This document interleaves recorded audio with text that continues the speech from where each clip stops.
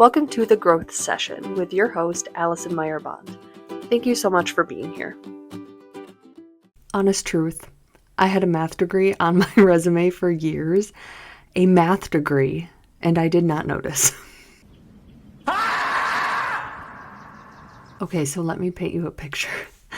I was graduating college and I had my resume reviewed by some people at the university I went to and used that resume to apply to several jobs afterward and got several jobs afterwards. And then one day, like 5 years down the road, I took a second to actually look at it.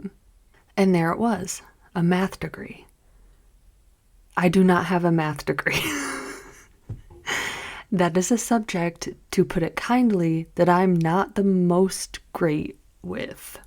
All in all, the resume was a disaster, and looking back, I got jobs using that resume, but I think that I got jobs in spite of that resume. I do not think that it helped me, and I do not think that it was a good representation of what I was capable of, and really, I have no excuse for my younger self, because what a realization that was.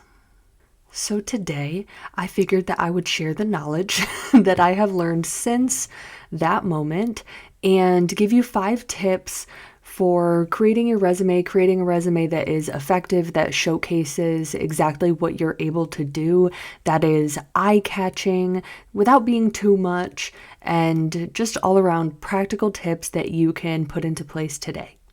And also a bonus tip at the end because I can't help myself. So, tip number 1, nail your opening statement.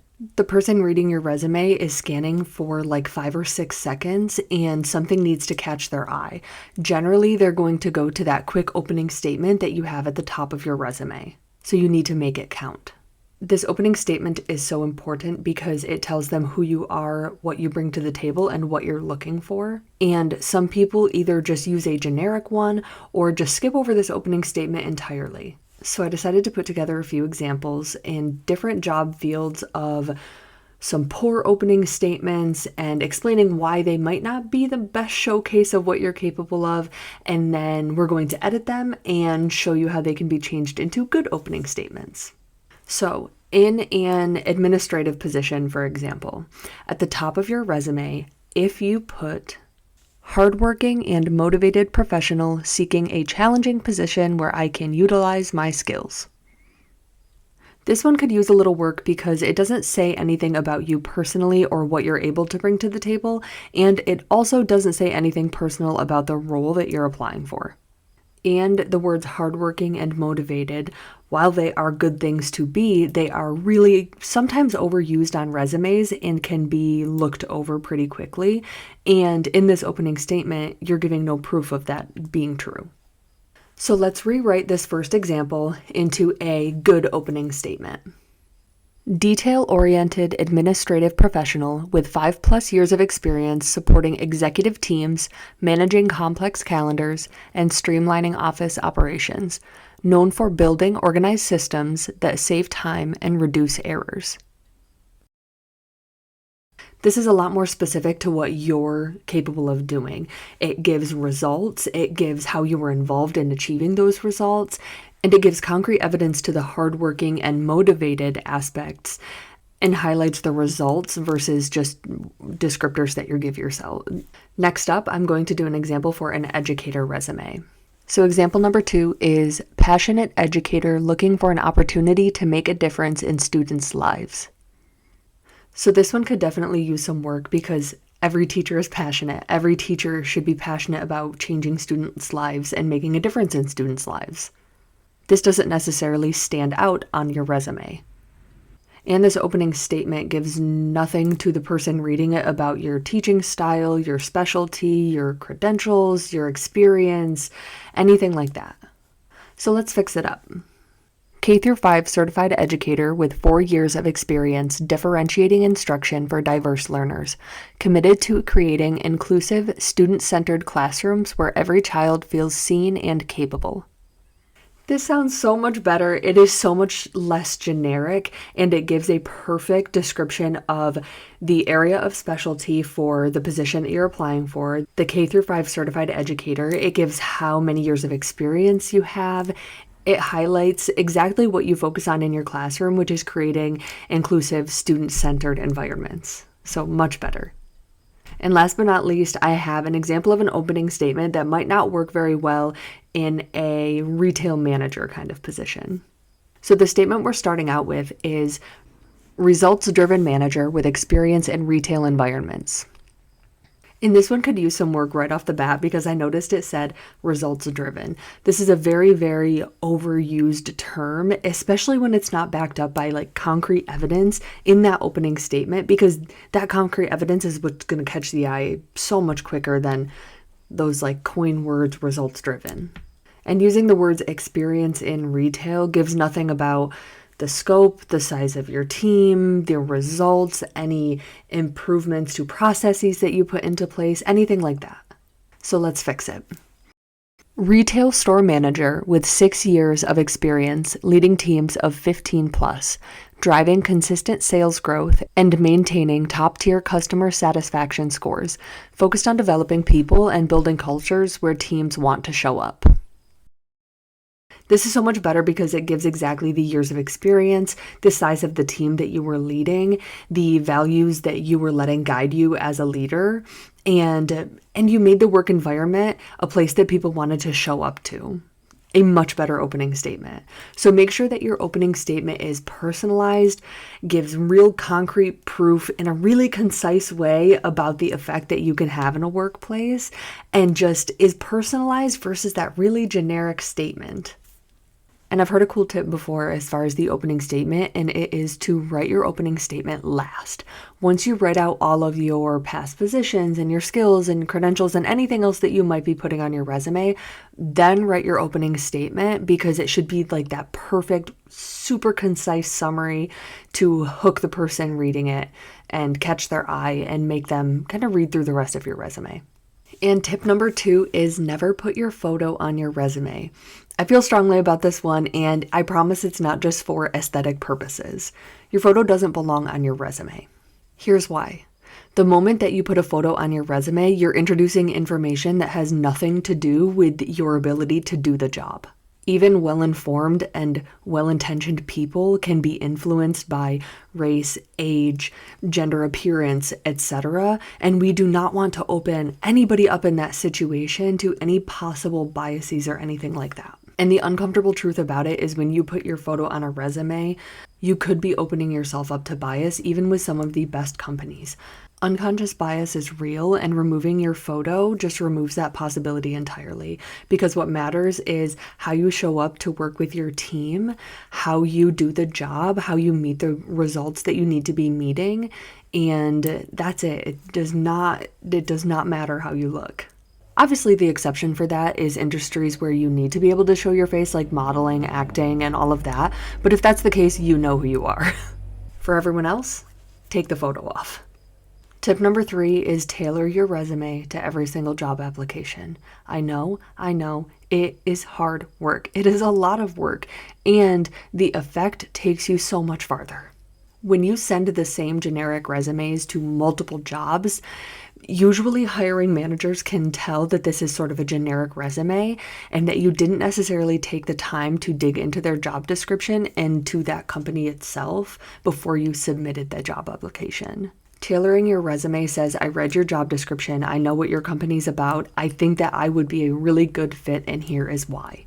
And here's the really practical piece, and it is so important. Use the same words that are mentioned in the job posting. A lot of companies now use applicant tracking system, or ATS, that scans resumes for keywords before a human ever reads them. If the job posting says inventory management, but your resume says stock oversight, then that might be something that the ATS does not pick up, even though you have the experience that they're technically looking for. For example, an administrator job posting might use terms like calendar management, executive support, document coordination, scheduling, process improvement, or cross-functional communication. A store manager posting might use team leadership, loss prevention, KPI tracking, inventory management, customer experience, or merchandising.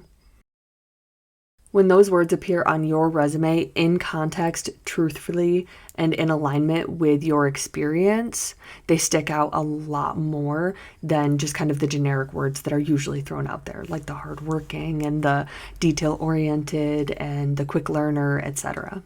And when you use words out of the job description, they're going to stick out to the person reading the resume because those are terms that they are familiar with. They're terms that their company is using. You're speaking their language and it matters. Tip number 4 is focus on achievements and not just on duties.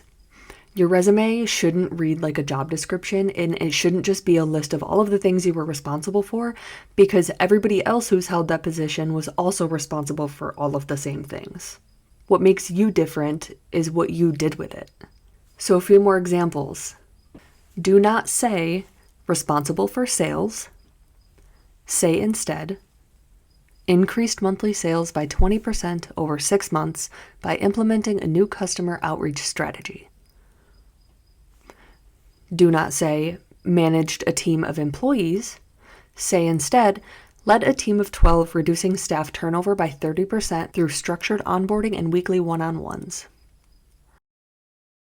Do not say, handled customer complaints. Say instead, resolved an average of 25 customer escalations per week, maintaining a 94% satisfaction rating. The numbers don't need to be exact, they just need to be honest and specific.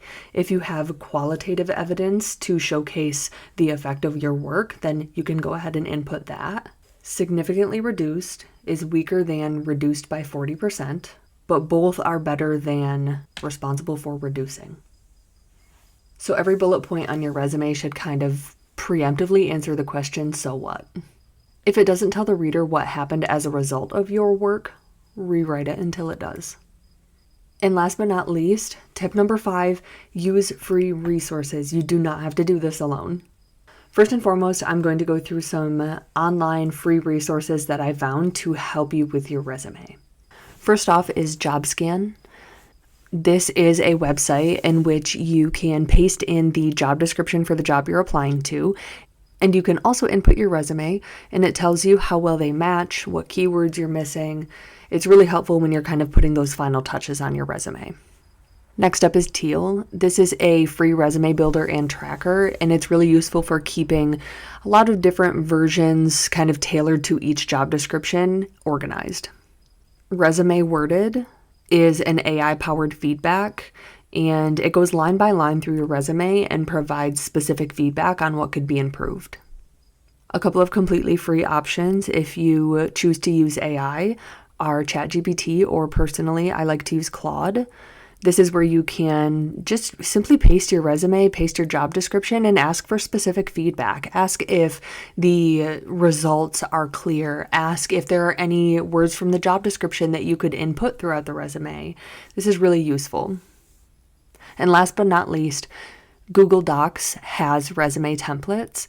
These are free, they're clean, easy to fill out, and they are ATS-friendly starting points. So just be careful when you use templates Make sure you change everything and don't leave the math degree thing.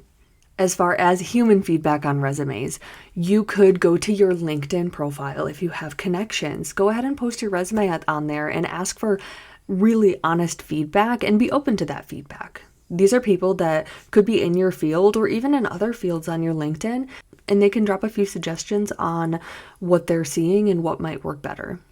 You can look up Facebook groups. You can look up Facebook groups in your industry, in your profession, in your age group, in things you're interested in. I have some really awesome Facebook groups that I'm a part of that will more than gladly review my resume for me. So find Facebook groups, find fellow like-minded people that will take a minute and look through your resume and give you real honest feedback. Your local library. A lot of local libraries will offer resume review and will offer different workshops and such to help you prepare your resume. And be on the lookout for a September workshop in Lewis County, New York. I'll be discussing a little bit more about it later on, but I'm super, super excited that this is in the works. And if you want to come for a hands-on workshop for your resume, then keep an eye on this page and my other socials because I'll post the information there. And as I promised, the bonus tip. If you can create some sort of like portfolio, repository, website, something like that to hold all of your work, do it. I know that this can kind of be challenging in some fields. Obviously, you might have to get creative with it, but if it is something that you can do, I highly, highly recommend doing it. And your portfolio doesn't have to be fancy. It can be a set of folders in your Google Drive that hold various projects that you've completed that you're really proud of. Or it can be notes that you've taken when you've completed projects or gone to conferences or anything like that, and the things that you've learned along the way. It can be a simple website. It can be like my website. And it can be something that needs a lot of work still. It can be imperfect. It can be something that is a work in progress, and that's okay. That's okay. It can be something that I'm continuously adding to as I'm gaining more experience. It can be something that is honest and truthful and, as I said, not perfect. And it can showcase exactly who I am as a professional, and it can showcase some of my favorite things that I've had a chance to do throughout my career.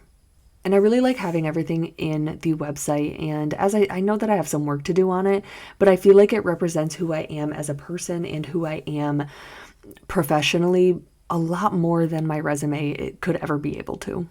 And even if you don't share that website with anyone, that portfolio with anyone, that folder set with anyone, it's okay. As long as you keep it as a log for yourself of your growth and what you have accomplished throughout your career, that is more than enough. Your resume is a lot easier to update when you've been keeping track all along. Okay, so quick recap of the 5 tips for your resume. Number 1, nail your opening statement. Make it concise, make it descriptive, and make it personalized.